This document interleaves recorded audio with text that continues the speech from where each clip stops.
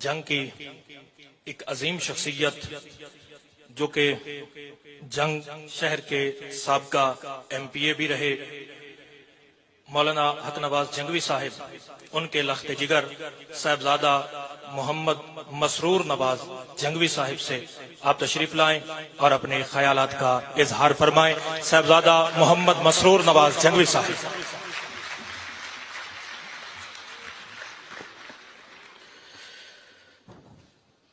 حامداً للہ تعالی اولاً و ثانیہ ولعنان الثناء الیہ ثانیہ والصلاة والسلام علی افضل الرسل محمد وآلہ مسلیہ محمد وآلہ مسلیہ فی حلبۃ الصلوات مجلیہ و مسلیہ۔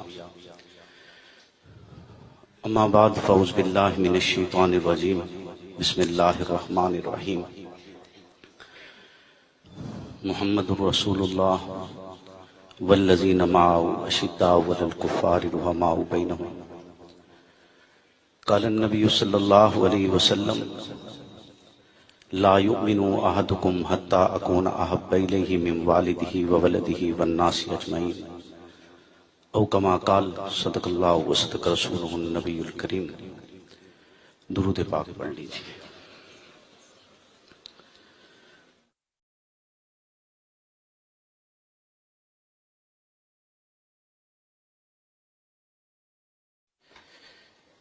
میرے واجب الاحترام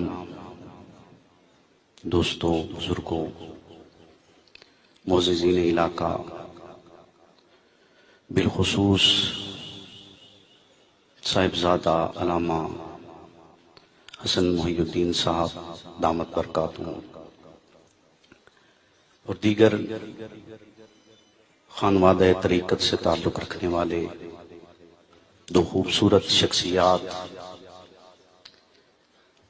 آج کی یہ پروقار تقریب قرآن مجید فرقان حمید کی وہ گہری اور دقیق معلومات، جہاں تک میں نے اس کا مطالعہ کیا اس کے مطابق، کہ جو آسانی سے عام شخص کی سمجھ سے میں نہیں آتی یا اس کی سمجھ سے بالاتر ہیں، انہیں آسان انداز کے ساتھ حضرت علامہ صاحب نے ہم سب کے لیے پیش کیا ہے۔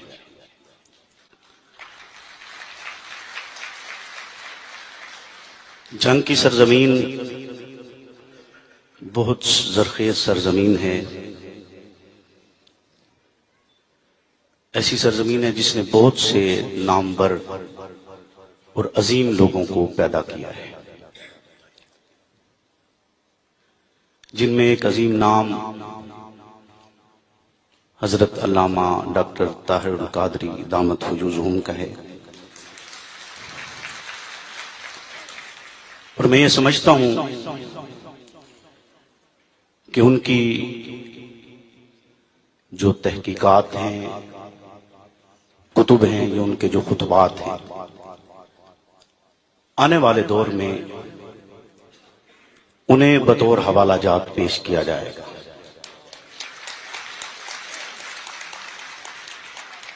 چند نام ہوتے ہیں جو تاریخ میں زندہ ہوتے ہیں۔ میرے والد محترم حضرت علامہ حق نواز شہید رحمت اللہ علیہ نے ایک نام پیدا کیا، اور ہمارے قریبی، ہمارے ہمسائے تھے حضرت ڈاکٹر طاہر القادری صاحب دامت برکاتہ، اور جو نام انہوں نے پیدا کیا ہے عالم اسلام میں اور ہر ایک طبقے کے لیے مشعل راہ ثابت ہوئے۔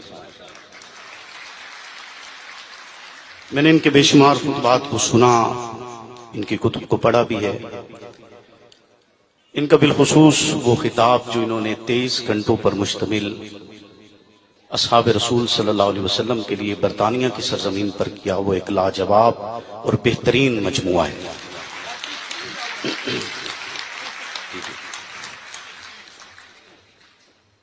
اور ان کا والیوم جو ہے جب وہ بنا تو وہ 63 گھنٹوں پر مشتمل تھا، جسے میں اگر یوں تعبیر کروں کہ حضرت محمد رسول اللہ صلی اللہ علیہ وسلم کی زندگی 63 برس تھی، اور حضرت نے آقا کی جو محنت ہے، صحابہ حضور اکرم صلی اللہ علیہ وسلم کی محنت ہے، آقا کی محنت ہے، اور اس محنت کو انہوں نے 63 گھنٹوں پر مشتمل تمام دلائل اور براہین سے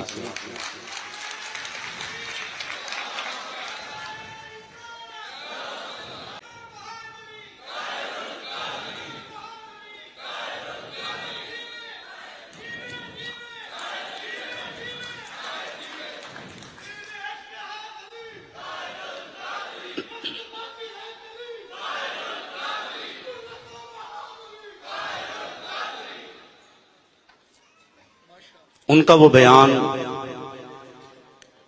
انسانیت کو حضرت محمد رسول اللہ کے نقش قدم پر چلانے کے لیے بہت عظیم تحفہ ہے۔ یہ کوئی لگی لپٹی باتیں نہیں ہیں، یا کہہ سکتا ہوں کہ میں اس کو کوئی لفظ بیان ہی نہیں ہے، یہ وہ ہے جو میرا دل کہہ رہا ہے اور میں آپ کو کہہ رہا ہوں۔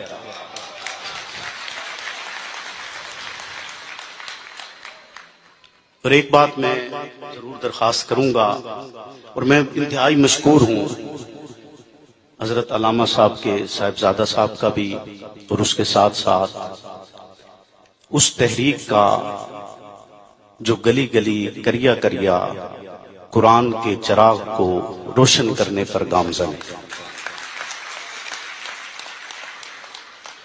کہ انہوں نے جنگ کے اس پسماندہ علاقے کو اس خوبصورت تقریب کے لیے پسند کیا۔ یقیناً قادری صاحب کے اس شہر پر بہت سے حق ہیں، اور اس شہر کے ان کی ذات پر بھی بہت سے حق ہیں، اور وہ وقتاً فوقتاً جیسے آج انہوں نے یہ عظیم تقریب یہاں منعقد کی، اور اس محفل کو، قرآن کی محفل کو میری اور آپ کی آخرت کی نجات کے لیے منعقد کیا، یہ بھی ان کا ایک احسان عظیم ہے۔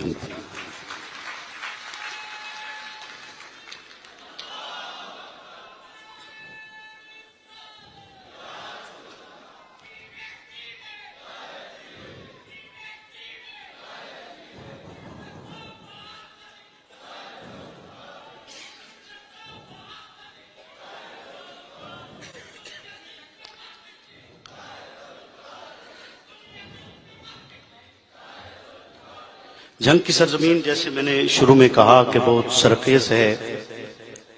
سیاستدانوں میں آپ دیکھیں تو بہت بڑے بڑے نام، ولایت اور طریقت میں دیکھیں تو بہت بڑے بڑے نام، آپ عالم اسلام میں خدمات کو دیکھیں تو بہت بڑے بڑے نام، عشق و جنوں کی اگر کاروائی یا کارساز کو آپ دیکھیں تو اس میں بھی بہت بڑا نام، ہر لحاظ سے جنگ نے۔ اور جنگ کا پانی انتہائی میٹھا، پوری دنیا میں یہ بات مشہور تھی، اور کہا جاتا تھا، پرویز مشرف نے ایک دفعہ کہا تھا کہ اگر میٹھے پانی کی وجہ سے میں کسی شہر کو ملک کا دارالحکومت بناتا تو وہ جنگ ہوتا۔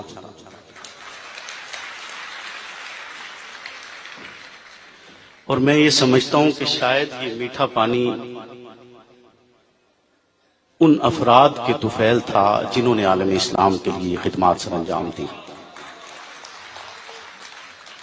اور جب سے میں کہوں، میرے والد محترم اس دنیا سے رخصت ہو گئے، حضرت سلطان باہو اس دنیا سے رخصت ہو گئے، حضرت قادری صاحب ہمیں چھوڑ کر لاہور چلے گئے، اور یہاں کے جو فیوڈلز تھے، جاگیردار تھے، انہوں نے اس پانی کو اپنی نفرت سے کڑوا کر دیا۔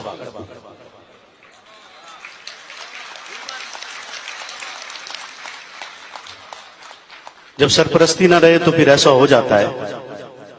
اور آج اس کڑوے پانی کو، اور یہ ایک سچ ہے، بلا جھجک میں اس کو کہنے میں کوئی حرج نہیں سمجھتا کہ میرے شہر کا یہ پانی جو کڑوا ہوا، اس میں اعلی اقتدار کا ہاتھ ہے۔ نہ سیوریج سسٹم، نہ ہمارا کوئی روڈ کا نظام، نہ ہی یہاں کے کوئی انسٹیٹیوٹ، کوئی چیز جنگ کو نہیں دی گئی۔